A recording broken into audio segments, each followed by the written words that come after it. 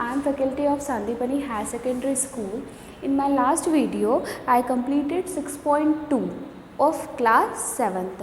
हमने chapter number 6 start किया था क्लास 7th में और हम एक्सरसाइज 6.2 क्या कर चुके थे बेटा, कंप्लीट कर चुके थे. Today we will start exercise 6.3. अब जब हम आज नई एक्सरसाइज हमारी 6.3 स्टार्ट करेंगे तो एक्सरसाइज स्टार्ट करने के पहले हम उसमें देख लेते हैं, कुछ रिकॉल कर लेते हैं कि हमको एक्सरसाइज में क्या दिया हुआ है और किस बेसिस पे हमको क्वेश्चंस करने हैं. ठीक है, तो जो आपकी एक्सरसाइज 6.3 है किस पे बेस है बेटा, angle sum property of a triangle. जैसे कि चैप्टर का नाम है ट्राइंगल एंड इट्स प्रॉपर्टी, मतलब इस चैप्टर में हमने क्या किया है, ट्राइंगल पढ़ा है, उसकी प्रॉपर्टी पढ़ी है ना, डिफरेंट टाइप के ट्राइंगल्स पढ़े. ये मैं आपको बेटा पूरा बता चुकी हूँ. When I started the chapter I explain each and everything.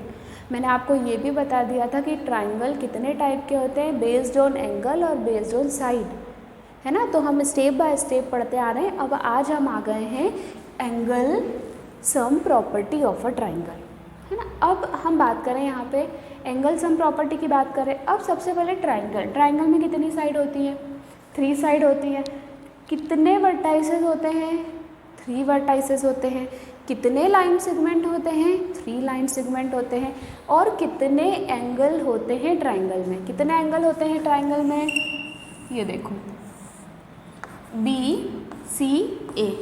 How many angles in a triangle, 3 angles. One is angle B, one is angle B, one is angle A, one is angle B and one is angle C. This is 3 angles of a triangle. अब angle sum property क्या बोलती है बेटा triangle की, the total measure of 3 angle of a triangle is 180 degree. क्या बोलती है, the total measure of a angle of a triangle is 180 degree. मतलब ट्राइंगल के तीनों एंगल का सम, ट्राइंगल के तीनों एंगल का सम कितना होता है, 180 डिग्री. ये प्रॉपर्टी बोलती है क्योंकि जब हम नेक्स्ट को मतलब जो इस पे बेस्ड करेंगे ना 6.3, it's fully based on that angle sum property. तो हमको वो प्रॉपर्टी पता होना चाहिए कि वो प्रॉपर्टी होती क्या है, उसके बाद ही तो हम क्वेश्चन करेंगे. तो वो जो प्रॉपर्टी है ना ट्राइंगल सम प्रॉपर्टी बोलती है ट्राइंगल की कि the sum of angle of triangle is 180 degree. मतलब ऐसा बोल सकते हैं angle A plus angle B plus angle C होता क्या है, 180 डिग्री.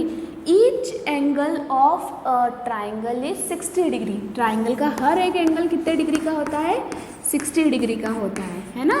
तो 60 प्लस 60 कितना होता है, 60 प्लस 60 120 और 120 प्लस 60 180 डिग्री. तो जो angle sum property of a triangle होती है वो बोलती है the total measure of 3 angle is 180 degree. और हम ऐसा भी बोल सकते हैं the sum of angle of a triangle is 180 degree. Understand. Now will start question. Now here what, exercise 6.3 question number 1, find the value of x. आपको क्या करना है, इसमें x की वैल्यू निकालनी है. मतलब ये जो ट्राइंगल दे के रखे हैं, ठीक है, इससे आपको क्या करना है, x की वैल्यू फाइंड आउट करनी है. तो मैंने आपको क्या पढ़ाया इसके पहले, एंगल सम प्रॉपर्टी पढ़ाई. वो क्यों पढ़ाई, इसीलिए पढ़ाई कि हम इसकी वैल्यू निकाल लें. So we have to solve this question. First we know that, what you know that, हम क्या जानते हैं, हम ये जानते हैं बाय एंगल सम प्रॉपर्टी. किससे, एंगल सम प्रॉपर्टी से हम क्या जानते हैं, बाय एंगल सम प्रॉपर्टी. किससे सॉल्व करोगे आप, angle sum property of triangle भी लिख सकते हो और एंगल सम प्रॉपर्टी भी लिख सकते हैं क्योंकि ट्राइंगल देके रखा है, देयर इज़ नो नीड, है ना. एंगल सम प्रॉपर्टी क्या बोलती है अब हमको, वो ये बोलती है कि प्लस, अब यहाँ पे एंगल नहीं दिए हुए हैं तो क्या करोगे, अपने आप से भी हम इसको नेमिंग कर सकते हैं. और यदि दिया हुआ है फिगर में तो कोई प्रॉब्लम नहीं है. आपकी बुक में अगर आप देखेंगे तो दिए हुए हैं फिगर, है ना. अब देखो ये एंगल A है, ये एंगल B है, ये एंगल C है. तो हमारी एंगल सम प्रॉपर्टी ये बोलती है is equals to 180 degree. Okay. अब एंगल ए की जगह पे x दिया हुआ है और x की वैल्यू हमको निकालनी है, तो हमने यहाँ लिख दिया x प्लस एंगल बी कितना डिग्री का देके रखा है, 60 डिग्री का देके, प्लस एंगल सी कितने डिग्री का देके रखा है, 50 डिग्री का देके रखा है, और 180 हम क्या करेंगे इधर एज इट इज लिख देंगे। अब हमने कुछ नहीं किया है बेटा, यहाँ पे हमने कुछ भी एक्स्ट्रा नहीं किया है, सिर्फ हमने लिखा है, क्योंकि मैं आपको प्रॉपर्टी समझा चुकी थी तो हमने इतना सा लिखा है कि बाय एंगल सम प्रॉपर्टी, और उसके बाद जो प्रॉपर्टी होती है वो हमने लिख दी है कि angle A plus angle B plus angle C 180 degree होता है। अब जब हमने लिख दिया तो ए की वैल्यू हमको x दे के रखी थी, बी की 60 दे के रखी थी और सी की 50 दे के रखी थी, वैल्यू रख दी हमने। अब आप एक बात ध्यान रखेंगे, ये x है प्लस न्यूमरिक वैल्यू प्लस कर लो, यहाँ पे 60 प्लस 50 कितना हो गया 110 डिग्री। ओके, अब यहाँ पे साइन क्या है, इक्वल टू ये प्लस वाला साइन है, ये प्लस कंप्लीट हो गया हमारा, प्लस हम कर चुके हैं। अब बाद में क्या बचा है अपने पास, 180 डिग्री बचा है। अब एक बात हमेशा ध्यान रखना बेटा, जब इस टाइप की इक्वेशन आती है आपके पास सॉल्व करने के लिए, इस टाइप की इक्वेशन में हमको दो तीन चीज़ों का ये ध्यान रखना चाहिए। जब हमारे पास एक न्यूमेरिक वैल्यू होती है और एक x, y, z के फॉर्म में, मतलब वेरिएबल्स होते हैं, यहाँ पे y भी हो सकता है z भी हो सकता है अकॉर्डिंग टू क्वेश्चन, है ना। अब हमको जब इसकी वैल्यू निकालनी होती है तो हम जो भी हमारे नंबर वाली वैल्यू होती है, न्यूमरिक वैल्यू होती है, उसको एक साइड ले जाते हैं, मतलब या तो आप राइट हैंड साइड में कर लो पूरे वाले नंबर, और ये वेरिएबल हमारे एक साइड रहते हैं क्योंकि हमको इसकी वैल्यू फाइंड आउट करनी है। तो ये यहाँ पे लिखा हमने x। अब ये क्या है, देखो 180 है हमारे पास, तो बेटा जब ये 110 है, इसका आगे वाला साइन आप देखोगे तो ये काई में है, यहाँ पे 110 प्लस में है, तो प्लस में है ना, तो जब ये वैल्यू 110 उधर जाएगा, मतलब ये 110 इस साइड आ गया, तो ये साइन इसका चेंज हो जाएगा माइनस में, काय में चेंज हो जाएगा माइनस में। तो 180 में से 110 को माइनस करोगे तो आपको मिलेगा 70 डिग्री। अब हम चेक भी कर सकते हैं कि इसका सम क्या 180 है, 60 प्लस 50 110 और 110 प्लस 70 180। अब ये बात तो हो गई हमारी प्लस की, लेकिन आप बोलो कि अगर मैडम यहाँ माइनस होगा तो हम क्या करेंगे। यदि माइनस होगा यहाँ पे तो राइट हैंड साइड में जाके उस साइड जाके ये नंबर हो जाता है एक्सचेंज प्लस में, मीन्स प्लस का माइनस होता है, माइनस का प्लस होता है। अब यदि नंबर मल्टीप्लाई में होता है तो मल्टीप्लाई उस साइड जाके डिवाइड में चेंज हो जाता है और डिवाइड उस साइड जाके मल्टीप्लाई में चेंज हो जाता है। तो ये आपको फैक्ट है, आपको आपके माइंड में रिमेंबर रखने हैं, लर्न रखने हैं, ताकि हम इससे क्वेश्चन सॉल्व कर सकें। अब हम आते हैं हमारे नेक्स्ट क्वेश्चन पे। Next question as it is है, कुछ चेंज नहीं करना, पर मैं आपको 2 क्वेश्चन समझा दूंगी तो आपको प्रैक्टिस में आ जाएगा।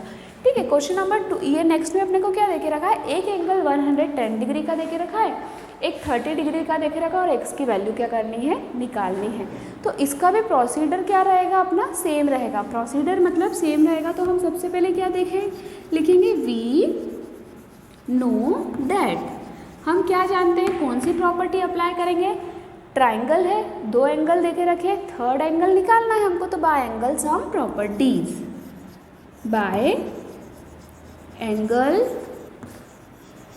सम प्रॉपर्टी। क्या बोलती है बेटा एंगल सम प्रॉपर्टी। अब इसमें हम नेमिंग कर दें P Q R, है ना। इसमें जब हमने नेमिंग कर दी तो according to us angle P plus angle Q plus angle R कितने डिग्री का होगा, ये एंगल सम ऑफ प्रॉपर्टी बोलती है हमारी, है ना।